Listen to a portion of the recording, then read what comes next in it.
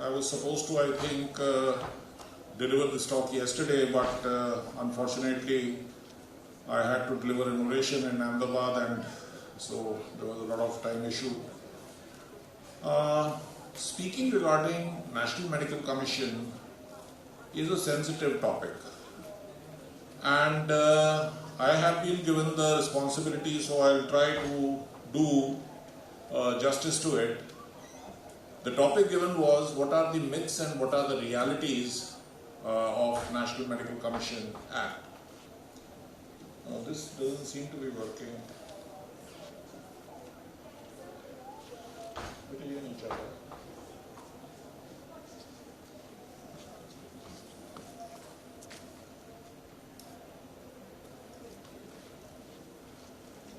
Well, the idea of reforming and revamping the MCI took root in the Independence Day speech of Prime Minister Manmohan Singh. It was not a BJP thought. This had started in the time of Mr. Manmohan Singh. In 2013, this bill was first put forward to the Parliamentary Committee, Standing Committee, and the Parliament Standing Committee rejected this bill and said, mainly for the three reasons. One was that it was against the federal structure of the Constitution. The autonomy of the state and potential violation of federal principles, they said, was a major objection to this particular act. Excessive bureaucratization and centralization would happen with this bill was another observation of the Parliamentary Standing Committee. And faulty selection procedure of regulators providing scope for abuse was another reason they said that this act is not proper to be brought in. Then in 2016, a high-powered committee under the chairmanship of Niti Aayog was formed in 2016, and it gave its report saying that the current electoral process of regulators, of appointing regulators, is inherently saddled with compromises and attracts professionals who may not be best suited for the task at hand. This was a very, very bold and provocative statement which came. The preamble of NMC bill states that this principle of regulated electing the regulator is flawed and creates a conflict of interest. Therefore, MCI should be dissolved or discarded. Very interesting to hear these kind of words in a democracy where the people who are governed elect the people who govern them. This is the basic principle of democracy. And for NMC and MCI, they said just because doctors themselves are electing those who are to regulate them, this is a conflict of interest, and hence MCI should be dissolved and NMC should be brought in.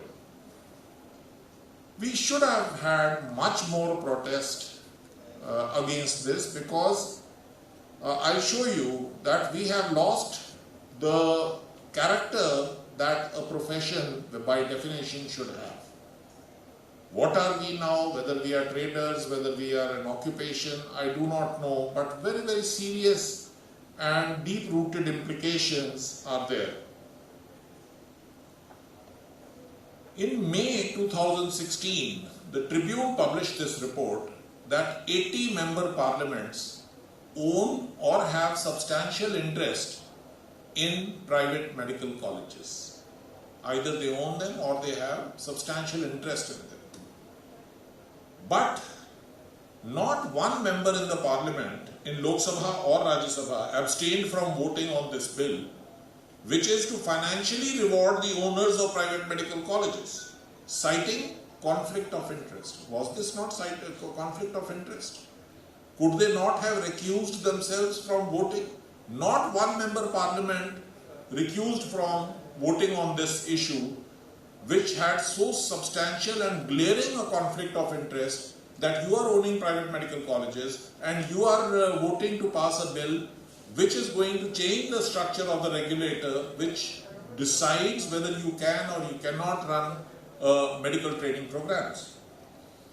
And these politicians, for the past 3 decades, have used and misused MCI to start medical colleges, get courses approved, and now the NMC bill and the NMC Act actually packs this regulator with nominees of the same politicians. So they own private medical colleges and they decide who is going to regulate them. The people are not even elected, they are nominated by these same politicians. Under RTI, Medical Legal Action Group, which I represent, we have asked this question to Parliamentary Affairs, Ministry of Parliamentary Affairs, to Election Commission of India, to PMO, as to how many member parliaments currently own or have substantial stakeholding or are in managing committees or are trustees of private medical colleges. We have not got a single answer, a single reply from any source. It is all confounded in legal jargon and nobody gives a clear-cut reply that out of these many member parliaments, these many either own or are in the managing committee or have a substantial stake in the management of private medical colleges. Why I am bothered? I am bothered because this has now fundamentally changed my profession from being called a profession to either it should be called a trade or it should be called an occupation. I mean, a carpenter is not a professional. It's an occupation. He doesn't need a regulator of the kind of Press Council of India or Bar Council of India. It's an occupation. He simply does his work. This is what we have been reduced to, if not to traders, because we are definitely not professionals. What is the definition of professional? One, we should be educated, of course. A carpenter can also be educated. We should receive higher education, all right. We should be accountable, but this accountability has to have an internal mechanism by the profession. Press Council of India, when I make a complaint against Times of India, this was in 2005, the first reply I get is please file an affidavit stating very clearly that you have not complained in this regard anywhere else.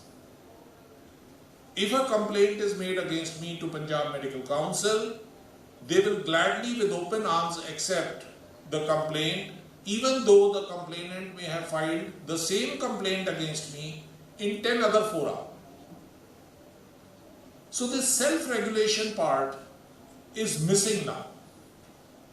This accountability which should have been internal is missing. And there is no autonomy. Professions by definition have to be autonomous. If you are going to tell me, ki Dr. Nagpal, you are going to operate with your left hand, you are going to be tied by your feet to the roof, and this is how you will do the surgery, then it is no longer a profession I am doing. I am doing what my master is commanding. If my regulator is also not from within us, we are not electing our regulators now under NMC. And it is the central government which is supreme in all matters.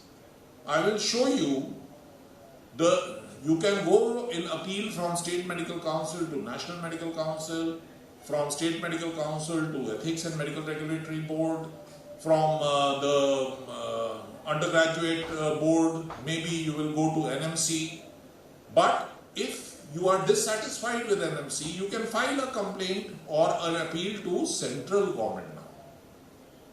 If central government is supreme, why did we bother with naming this as a National Medical Commission Act? We should simply have said, we are opening another department of Ministry of Health and Family Welfare. What the Prime Minister Honorable will say will be done by the Minister of Health. What the Ministry of Health will say will be done by the National Medical Commission, which is a department of Ministry of Health. It is not an autonomous body. Let us not befool ourselves. When this is the definition of profession which is given by Jackson and Powell, mentions very clearly that professional association which regulates admission and seeks to uphold the standards of the profession. Here we have people who are nominated by the government who are doing the job for us. Maybe doctors, but they are nominated. We have already been made into a trade by Consumer Protection Act. No self-regulation, hence this is not a profession under National Medical Commission Act. Multiple judicial, quasi-judicial fora to hold doctors accountable. No self-regulation.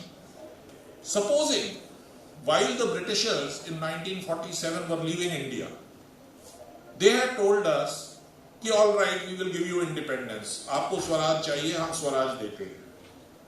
हम 500 Indians को nominate करते हैं आपको govern करने के लिए. Would that be democracy? Would that be Swaraj? Would that have been independence? If we were not having the power to elect our representatives to the government and it was the Britishers who had nominated 500 Indians to parliament to rule us, could this have been considered Swaraj or could this have been considered independence? If not, then how is this, where the entire body of National Medical Commission is nominated by post? Elected representatives in National Medical Council are just not there. There is overwhelming central government control when 75% of the healthcare is provided by small and medium healthcare establishments. And there is no effective representation given to this. So the myth is that National Medical Commission is representative. Fact is, it is not. Only 9 part-time members are also nominated from among the elected State Medical Council members. There are 10 State Medical Council members in Punjab Medical Council. From these, 1 will be nominated to represent in the National Medical Commission, and that to total 9. So you imagine how many State Medical Councils are there? If there are 30 or 35 people from State Medical Councils or UT's Medical Councils who are elected and nominated, at one time only 9 will be representing the states in the National Medical Commission. So if Punjab has to be represented next time by an elected representative, the turn will come 4 years later. What kind of representation and self-regulation is this? I mean, this is all in the Act, so I don't need to stress on this. Earlier in MCI, every state had 3 representatives. There were 120 odd members. Yes, there were problems in MCI, I don't deny it. But we could have changed the structure, changed the character, amended the Act and improved the working rather than abolishing MCI and bringing up something which is now totally working like a department of Ministry of Health and Family Welfare. It is not a self-regulated autonomous body. And if it is not a self-regulated autonomous body, all 13 lakh doctors working in India are not professionals by definition. There are a number of issues which come with this, but since I have to speak only on what are the myths and realities, I will restrict myself to that. Look at the other professional bodies. Bar Council, Institute of Chartered Accountants, Institute of Cost. Do you know how Institute of Chartered Accountants regulates or decides who can become a chartered accountant? It is all entirely in the hands of Institute of Chartered Accountants. There is no private institutes of chartered accountancy. The organization itself controls who will be taken in, who will be passed. Institute of Company Secretaries of India, Council of Architecture, Press Council of India. Let them try and nominate people into the Bar Council or the Press Council. to this extent or to even 1/10 of the extent they have done in National Medical Commission. Not possible. Because it is because we are not doctors, we are not professionals, we are sheep who will do exactly what we are told, and we will all move in different directions. Hence, we cannot change the course of what is being told to us. Then the issue of federalism and authoritarianism. Look at the wordings. Section 10. Commission, National Medical Commission, shall perform following functions, one of which is take such measures as may be necessary to ensure compliance by State Medical Council. MCI could decide one thing, could never make West Bengal Medical Council do what it had ordered. There was a resemblance of federal structure. Health is a state subject. Medical education is creating a problem because this is duality in control. So now the issue of federalism is gone. Under National Medical Commission Act, whatever National Medical Commission has said, State Medical Commission has to follow. It is bound to follow. Where State Act confers power upon State Medical Council to take disciplinary action against registered medical practitioner, the State Medical Council shall act in accordance with regulations made by the National Medical Commission Act. It is not by Punjab Medical Council Amendment Act 2010. They have to follow what is given in the National Medical Commission Act. Provided that till such time State Medical Council is established in a state, the EMRP shall receive complaints and grievances. So the entire thing is centralized. Again, the question of autonomy versus what is the fact is that the central government is supreme. The Commission, National Medical Commission, does not have final say to recognize medical institutions. Do you know that? It is not the National Medical Commission which will decide whether the Dayanand Medical College tomorrow should be continued to be given recognition. If they say no, the Dayanand Medical College can appeal to the central government, and it is the central government which will decide. Where is the autonomy? Where is the self-regulation? Don't befool us. Say very clearly, you are carpenters, you will do exactly what we tell you. Don't make us professionals. This is a myth. एक तरफ से बात हम करते हैं noble profession, और ये profession ही नहीं है तो नोबलिटी की बात कहां से आ गई?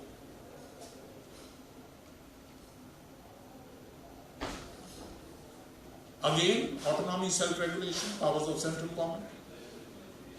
Decision of central government whether it is a question of policy or not shall be final. And Commission autonomous boards shall in exercise of their powers discharge their functions under this Act, be bound by such directions as are given by the central government. Try doing that with the Bar Council. Try doing that with the Press Council. Cannot afford to. The nation will come to a standstill. But we are doctors. We are sheep. We will simply say, "Bah, theek hai, Malik jo kaha."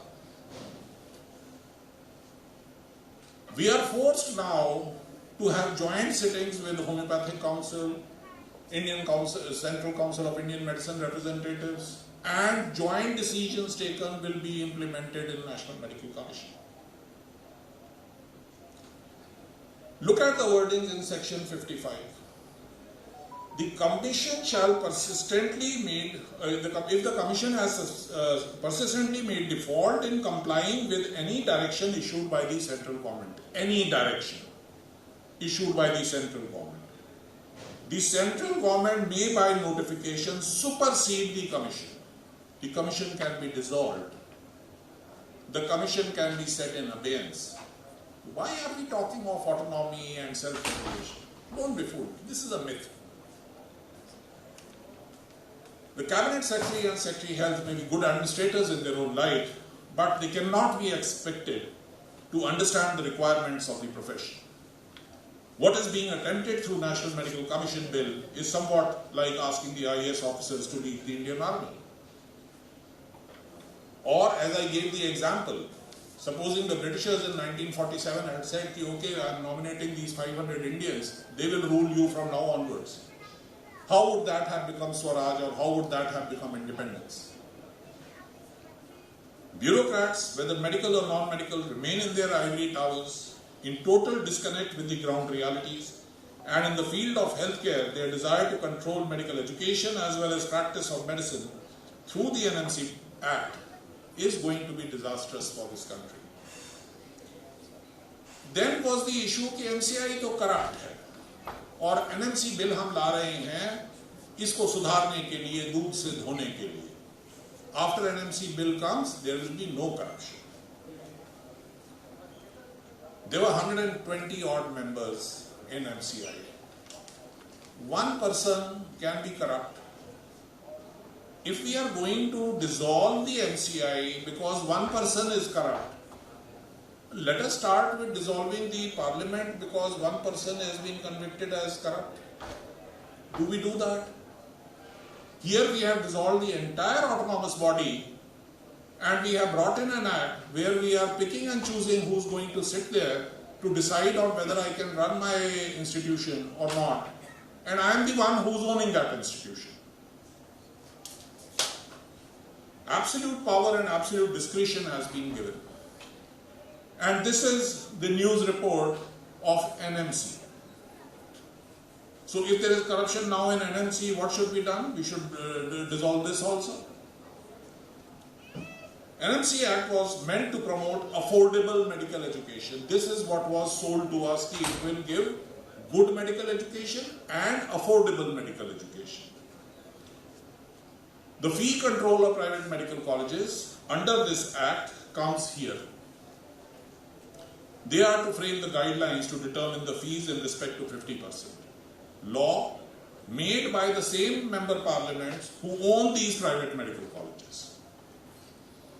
And the commission which will decide is nominated by the same member parliaments.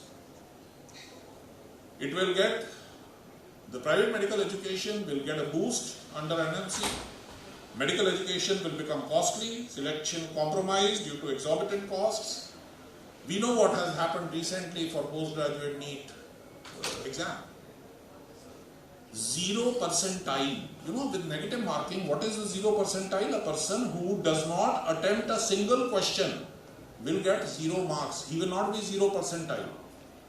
And 0 marks, his rank may be at least 10th or 12th percentile. It will not be 0 percentile, even at 0 marks. Negative marking means a person who has minus 40 or minus 30 will be probably somewhere near 0 percentile. And then we talk about NMC bringing quality into medical education. Great. Medical education is up for sale. Our politicians have realized that medical education can be sold. It is a cash cow. And the whole idea is how to fill empty private medical colleges seats. The entire focus is on this. I can go on giving you the history. There was a time when only non-profit trusts and societies could run medical colleges. After that, firms under Companies Act were permitted. Then the government allowed companies run medical colleges to make a profit out of medical education. After that, the existing non-profit trusts who were not supposedly making profit were permitted to make profit. So this thing has just evolved from a trust which was not intended to make profit to a shop which is selling degrees. Nothing else.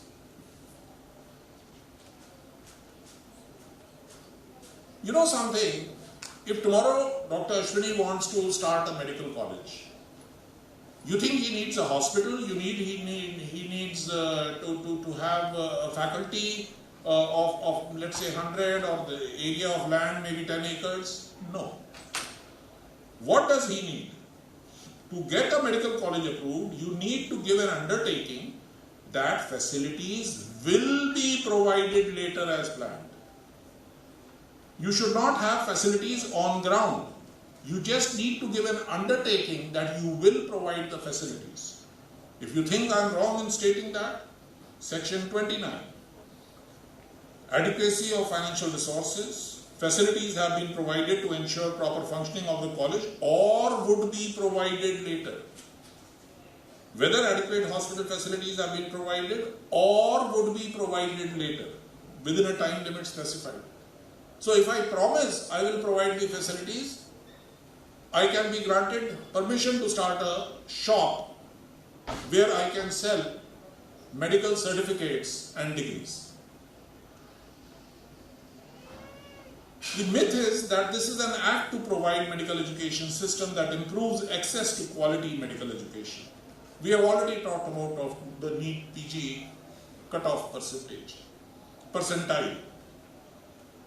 And Section 29D says, if NMC finds that the institution which is asking for permission does not fulfill the criteria, then subject to previous approval of central government, not National Medical Commission, the criteria may be relaxed further. All you had to do was give an undertaking, I will provide the facilities. And this also can be relaxed by the central government, and then we say this is going to end corruption. If this is not all a myth, what is it?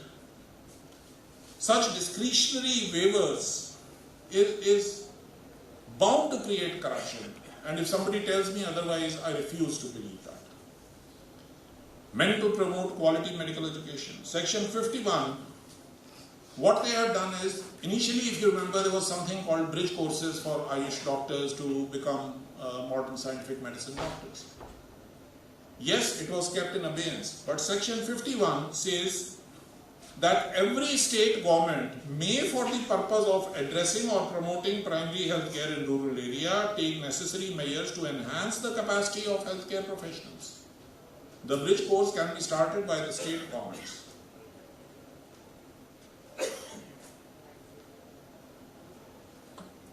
State Medical Council will be formed within 3 years. This was mentioned in the NMC Act. We just checked under Medical Legal Action Group. There were, I think, 4 or 5 states and around same number of union territories, which still, Chandigarh doesn't have a State Medical Council. So, what is said and what is actually on the ground is way different. Powers of Medical Council are limited to suspension of registration. This is what we understood. I give talks on Consumer Protection Act. I have had debates with High Court judges, Supreme Court judges, senior advocates on this issue in panel discussions. And the argument I was always given was, yes, State Medical Council should be deciding cases of medical negligence against doctors, but State Medical Councils do not compensate the victims with monetary awards. Here in Section 30, what does this say? Give an opportunity of hearing to the medical practitioner concerned before taking any action, including imposition of any monetary award. So monetary award now can be awarded to a patient party or a complainant by the State Medical Council, Ethics and Medical Registration Board, NMC, or whichever. So this is definitely, the myth is, it is supposed to end quackery. But the fact is, this introduces community health providers. And community health providers are not MBBS doctors. And they are very, very generous in saying we will permit only 3.5 lakh community health providers. Do you have any data on how many non-MBBS are practicing modern scientific medicine in India? If we have 13 lakh MBBS doctors, non-MBBS persons practicing modern scientific medicine in India crosses 50 lakhs. Do we ever take any action against them? Any state medical council, national medical council? No. It is politically sensitive agenda.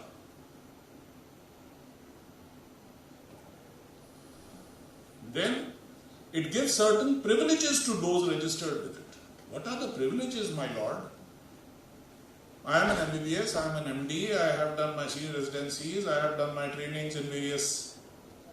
What is this extraordinary privilege that I have for being registered with you? That I can charge for my service. Thank you so very much. This is the only right I have. I do not have a right to safe working environment. I do not have any other right. The only thing is I have is duties, duties, duties.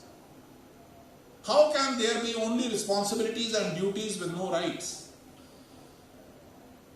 Dande ke saath gajar chahiye. You need a carrot and a stick. You can't have only stick and no carrot. And then, if you read the Indian Medicine Central Council Act, exactly the same wordings given in the National Medical Commission Act are replicated in the Central Council of Indian Medicine Act. They can also issue certificates, they can also give evidence in court. The same privileges you are having is what they are having for being registered in their own act. Weird things have come to notice since the coming of National Medical Commission, but then that is expected because there is no representation, it is all nomination, and what the master says, the servant has to abide by. Usage of khadi products in... I would love to wear khadi. Just make me some chairman of some corporation somewhere. Introduction of yoga in MBBS. How are we ensuring quality of medical education by bringing in things like this? This is political agendas. Professional bodies should have resisted this. But how can a professional body resist this when the professional body has been totally nominated? अच्छा तूने मेरे लिए BJP में काम किया था वहाँ पे इलेक्शन में चल आजा तू यहाँ बन जा. If it is going to be nominations, how do we expect anything? 75% of healthcare are repeatedly says by small and medium healthcare establishments, and they have no representation in the regulatory body. How will you understand what are the problems? How will you find solutions to the problems? This act is going to destroy a system of medical education which had provided quality and products. Over the years, US में studies हुई हैं, Indian doctors provide better results than even their indigenous doctors. How were the Indian doctors produced? By the same medical education system, which you are wanting to destroy like a bull in a china shop. There is no other word I have for it. What we are doing today is we are producing increasing number of unemployable specialists and super specialists. You have an MS degree, you can't do a laparoscopic cholecystectomy. What is that MS degree for? An MS ophthalmology cannot perform a phaco-cataract surgery. Why have we given that MS degree? We have simply sold it. So let us say we are selling degrees. Why do we say you have to come and learn? आप auction शुरू करो online, हम वहीं पे दे देंगे, आपको fees भी मिल जाएगी, बंदा भी खुश है. Well, I tried getting into National Medical Commission and I made an application recently. They had advertised. So I was asked this question: कि kindly the papers are incomplete. You send me the vigilance inquiry report, your annual ACR, your NOC from your boss. So I had to ask them, sir, where is the law which says a private medical practitioner cannot come into National Medical Council? I would love to see that. You show me that so that I can challenge it. If I am a private practitioner, I have been a private practitioner for 30 years, where does the vigilance inquiry come into the picture? The only way to get into National Medical Commission is if you get elected into State Medical Council and then somebody in the government in the state decides to nominate you to National Medical Commission. That also will be once in 4 years. Thank you so very much.